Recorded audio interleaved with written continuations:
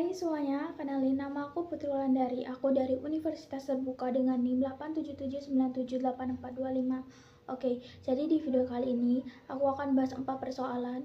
Yang pertama, bagaimana filsafat ilmu mengawasi dan memperkuat ekstensi keilmuan serta nilai-nilai dalam ilmu pendidikan. Yang kedua, bagaimana pendidikan yang bermakna dan bernilai turut memperkuat perkembangan filsafat ilmu. Yang ketiga, mengapa filsafat ilmu disebut sebagai pisau analisis dalam membedah persoalan-persoalan pendidikan. Yang keempat, contoh konkret penerapan filsafat ilmu dalam praktik pendidikan. Let's go! Oke, yang pertama, bagaimana filsafat ilmu mengawasi dan memperkuat ilmu pendidikan. Jadi, filsafat ilmu di sini itu bertindak sebagai fondasi teoritis sekaligus kontrol kualitas bagi ilmu pendidikan. Hubungannya yaitu mengawasi keilmiahan ilmu pendidikan harus berkembang dengan berbagai teori baru yang misalnya teori behavioristik, kognitif, dan konstruktivistik. Filsafat ilmu bertugas menguji dan mengawasi teori-teori ini. Apakah metode penelitian yang digunakan sudah sah? Apa kesimpulannya logis? Dan filsafat memastikan ilmu pendidikan tidak terjebak pada mitos atau tren, melainkan benar-benar berbasis pada kaidah ilmiah yang ketat. Yang kedua, memperkuat eksistensi. Filsafat ilmu memberikan legitimasi atau pengakuan bahwa ilmu pendidikan adalah ilmiah mandiri, bukan sekedar cabang dari psikologi atau sosiologi. Jadi filsafat mempertegaskan batasan-batasan apa yang menjadi objek kajian ilmu pendidikan. Terakhir, mengawal nilai-nilai atau etika. Jadi pendidikan selalu melibatkan manusia, guru, dan murid. Filsafat ilmu di sini itu mengawasi agar perkembangan teknologi atau metode pendidikan tidak mengabaikan martabat manusia. Jadi filsafat memastikan bahwa tujuan ilmu pendidikan adalah memanusiakan manusia. Yang kedua, bagaimana pendidikan yang bermakna turut memperkuat filsafat ilmu. Jadi hubungan ini itu bisa dibilang timbal balik. Filsafat ilmu tidak akan berkembang jika hanya menjadi teori di atas kertas. Ia membutuhkan laboratorium hidup, dan laboratorium hidup itu adalah praktek pendidikan.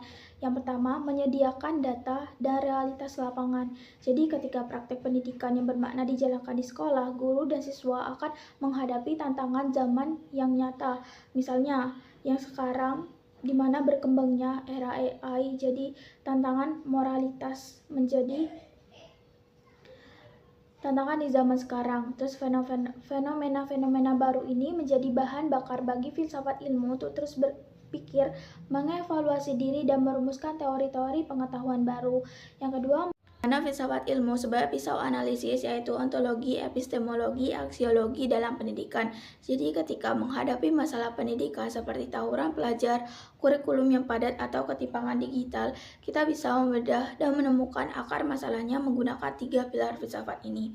Dari ontologi, fungsinya membedah objek apa yang sebenarnya sedang kita hadapi dalam pendidikan. Epistemologi yang fungsinya membedah cara, metode, dan validitas untuk memperoleh kebenaran ilmu, yaitu bagaimana cara mentransfer atau mengkonstruksi ilmu itu agar sampai ke siswa dengan benar.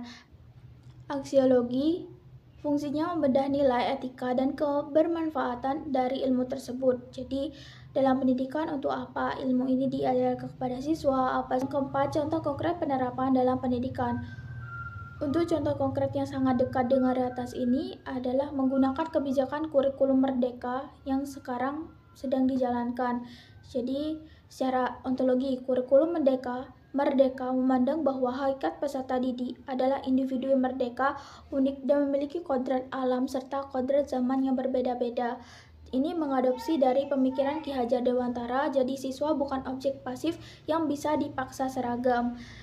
Secara epistemologi, cara pembelajarannya tidak lagi satu arah dari guru, menggunakan project based learning atau PJBL atau pembelajaran berbasis proyek, di mana siswa diajak mengamati masalah nyata di sekitarnya, meneliti, dan menciptakan solusi. Ini adalah proses ilmiah untuk mendapatkan pengetahuan.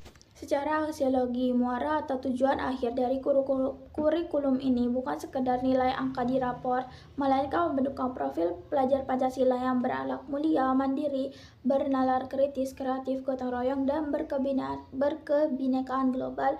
Nilai kegunaan ilmunya langsung berdampak pada karakter dan sosial masyarakat. Jadi, filsafat ilmu adalah kompas yang memberikan arah